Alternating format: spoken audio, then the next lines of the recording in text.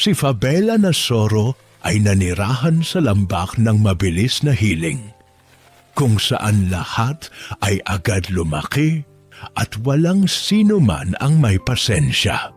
Isang araw natuklasan ni Fabela ang isang buto sa paanan ng Desolate Mountain na kumikinang ng isang malambot ngunit patuloy na liwanag.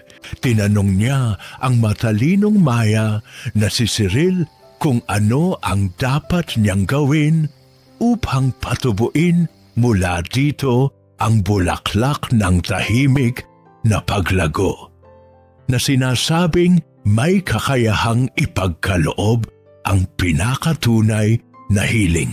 Bumulong si Cyril sa kanya na ang susi ay ang pang-araw-araw, ngunit napakabagal na pagdidilig ng purong hamog sa umaga. Si Fabela, na sanay sa agarang resulta, ay naiinip sa simula.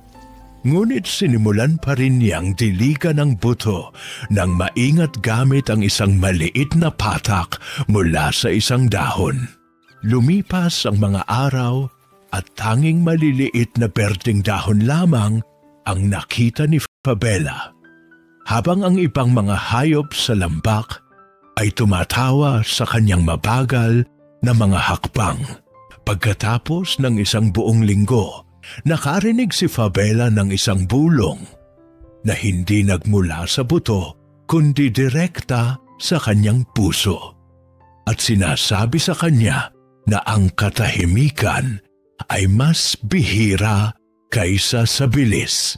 Pagkatapos, ang buto ay naging isang magandang bulaklak na ang mga talulot ay sumasayaw sa hangin na may mga kulay ng katahimikan at pasensya. Naunawaan ni Fabela na ang pinakatunay na hiling ay natupad na. Natutunan niya na ang tunay na kayamanan ay nakasalalay sa tahimik na karanasan ng oras at sa kagalakan ng maliit na pagunlad.